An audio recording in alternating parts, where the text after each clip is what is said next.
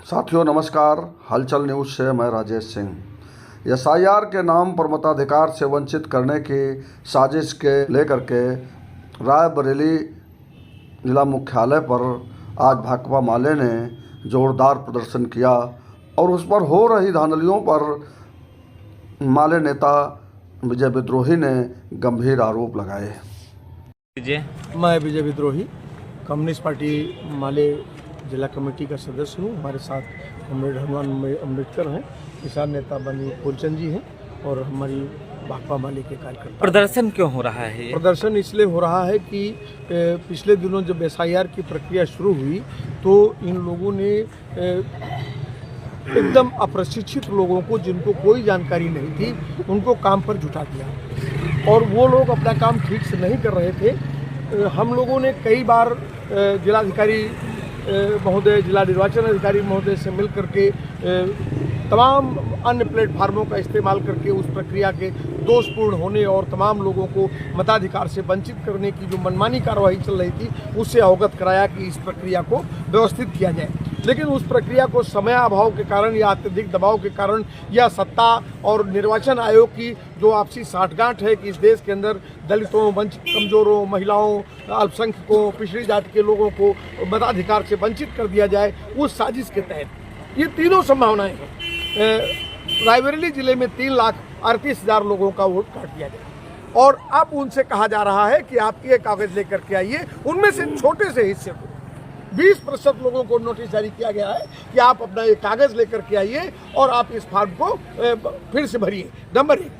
वो दूसरी बात यह है कि अभी तक किसी भी ग्राम पंचायत में, किसी ग्राम सचिवालय में, किसी भी आंगनबाड़ी केंद्र में, किसी भी प्राथमिक विद्यालय में सार्वजनिक रूप से मतदाता सूची प्रकाशित नहीं की गई है जिसको कि आम साधारण आदमी जाए और देख सके। नंबर 1। नंबर 2 बात, दुरुस्तीकरण की जो प्रक्रिया है उसको लेकर के कोई ब्लॉक में घूम रहा है कागज लिए, कोई तहसील में घूम रहा है, कोई गांव में किसी को ढूंढ रहा है। कोई व्यवस्थित जगह तय नहीं है जहां पर वो माने जाकर के अपने वोट का वो सत्यापन करा सके और अपना कागज दे सके। मैं आपके सामने 2 कागज दिखा रहा हूँ। ये बीएलओ का हस्ताक्षर है। ये जो फार्म पहले दौर में बटा, ये बीएलओ ने हस्ताक्षर किया और ये सादा फार्म दे करके और सादा फार्म लेके चला गया और इस आदमी का वोट कट गया। ये एक दूसरा फार्म है, बीएलओ ने हस्ताक्षर किया, फार्म मांग दिया और लेके चला गया।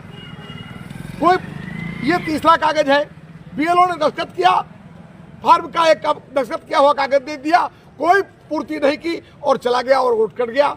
75 साल का आदमी जो 2003 से 2 दशक पहले से वोट दे रहा है, उसका वोट आपने काट दिया।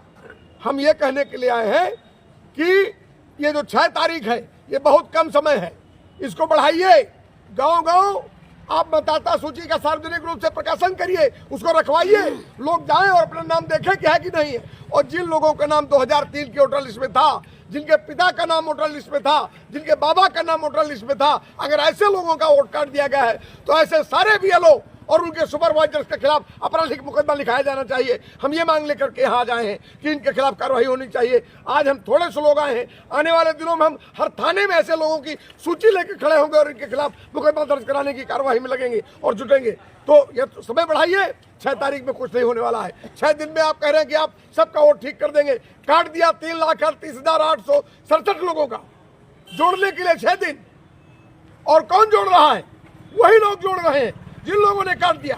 आश्चर्यजनक बात तो यह है, एक बीएलओ है, उनका खुद ही वोट कुचरिया में कट गया, अपने वोट कट गया, नहीं अपना फॉर्म ठीक से नहीं भर पाई वो। आप समझ लीजिए कि कैसे लोगों के हवाले इस पूरी व्यवस्था को दे दिया गया है। और योजनाबद्ध ढंग से निर्वाचन आयोग, सत्ताधारी दल, लोकल प्रशासन, ये सब की साठगांठ के साथ बहुत बड़े पैमाने पर दलितों, पिछड़ों, अल्पसंख्यकों, महिलाओं के वोट काट करके एक पक्षी मतदाता सूची निर्मित की जा रही है। और पूरे देश में साजिश इसलिए है कि इस साजिश के जरिए वे इस देश की सत्ता पर लंबे समय तक काबिज रहे। ये नहीं चलने दिया जाएगा। हमको अधिकार मिला है, हम इस अधिकार को बचाने के लिए किसी भी हद तक जाएंगे। हम आज यही कहने के लिए